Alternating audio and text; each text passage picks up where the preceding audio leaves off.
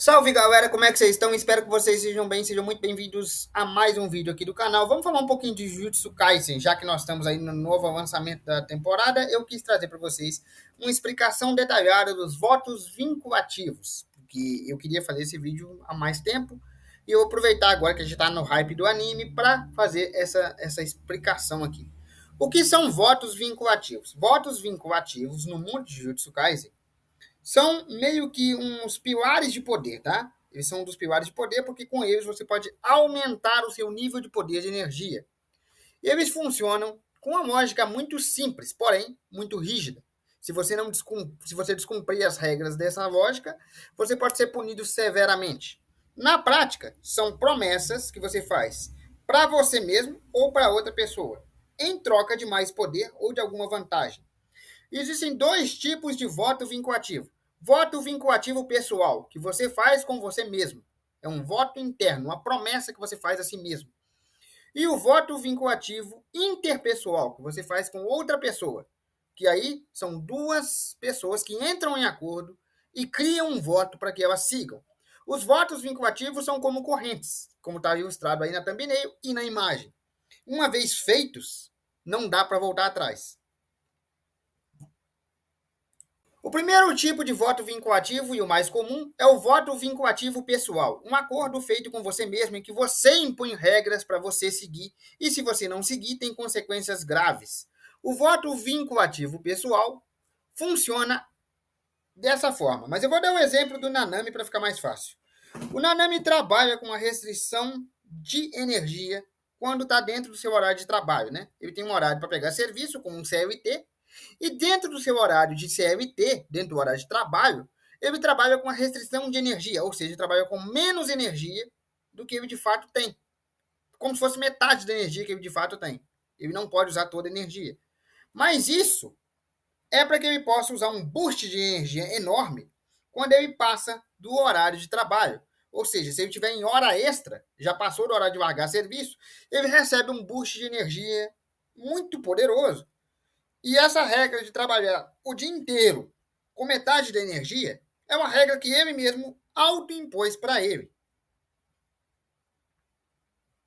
Para que ele possa obter maior capacidade de energia, né, maior capacidade de realizar as habilidades de Jujutsu, durante o fato de ele ter passado do horário de trabalho, durante ter passado o horário de expediente. Ele segue o horário de um CLT padrão, tá?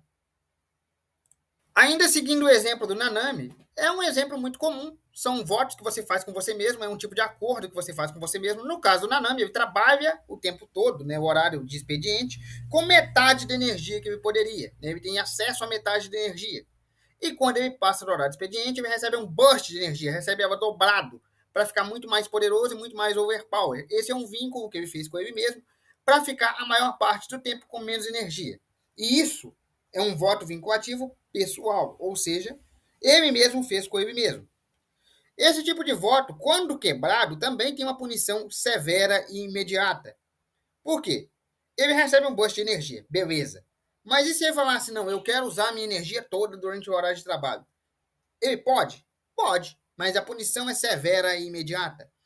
O usuário perde o poder que lhe foi concedido, no caso ele perde o aumento de poder, e também sofre uma dor física imensa, porque ele sofre ali dores físicas como se a própria energia dele, como se a própria energia dele estivesse rejeitando o corpo. É como se o corpo dele se recusasse a descumprir o voto. E quando ele força a descumprir, ele sente dor, agonia mesmo, dói fisicamente. Chega ao ponto de abrir ferimentos internos no feiticeiro que tenta descumprir um voto de vínculo que ele fez com ele mesmo. Quando você tenta descumprir a sua palavra, mesmo que seja um acordo com você mesmo, você sofre uma dor enorme, porque a sua própria energia te rejeita. Além de você perder o burst de poder que você tinha conseguido com o voto, você também sofre dor e ferimentos internos. E também pode perder a capacidade de usar Jujutsu, porque sua própria energia rejeita o corpo do usuário. Você pode perder a capacidade de usar Jujutsu permanentemente. Como eu disse, o voto vinculativo pessoal, como no caso do Nanami, é o simples, é o fácil, é o mais comum e o que tem a punição menos severa. E a punição menos severa já é severo bastante, né? dores intensas, ferimentos internos e a incapacidade de usar Jujutsu, já que a sua própria energia te rejeita. Então já é severo.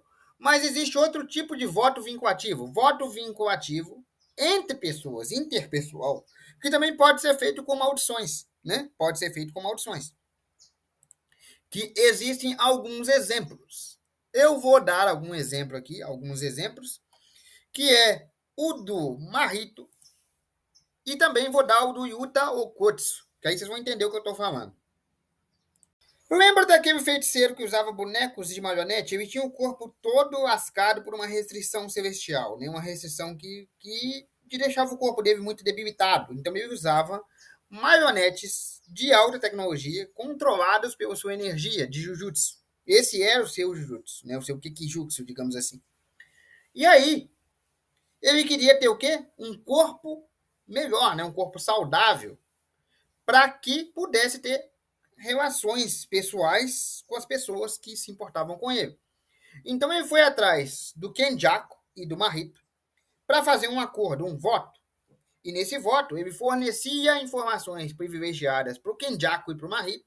Em troca, o Mahito tinha que fazer a habilidade dele de transfiguração inerte para consertar o corpo dele e também não poderia feri-lo nesse tempo. Não poderia machucá-lo nesse tempo. Não poderia lutar contra ele nesse tempo. E ambos tiveram que cumprir suas partes no acordo. Tanto o cara das marionetes teve que fornecer as informações, quanto o Mahito e o Kenjaku foram lá e fizeram a parte deles. Usaram a reversão inerte, né, a transfiguração inerte, e consertaram o corpo do cara. Agora você pode falar comigo assim, mas o Mahito poderia ter pego as informações, mas o Kenjaku, e eles não poderiam ter cumprido a parte deles, porque eles são maldições, eles são caras do mal, eles não estão nem aí. Pois é, mas a punição é muito severa para não fazer. Outro caso de voto vinculativo interpessoal foi no caso da luta do Yuta Okotsu contra o Itadori, porque o Satoru Gojo disse para o Yuta que quando ele morresse, se ele morresse, o Yuta era responsável por proteger uma pessoa, que é, no caso, o Itadori. Quando o conselho dos feiticeiros Jujutsu decretou a morte do Itadori, o Yuta falou assim, beleza, então me deixe ir lá matar. Só que ninguém acreditava que o Yuta fosse matar o Itadori de fato, por causa da ligação deles com o Satoru Gojo. Então, os feiticeiros da Púrpura colocaram um voto no Yuta. Falaram com ele assim, você vai matar o Itadori. Você vai fazer um voto com a gente que você vai matar o Itadori. Você vai prometer, porque um voto vinculativo é uma promessa, que você vai matar o Itadori. E ele teve que fazer esse voto. Por isso que ocorreu aquela luta. E por isso que ele matou o Itadori e depois usou a energia reversa para curar o Itadori. Mas ele teve que matar o Itadori.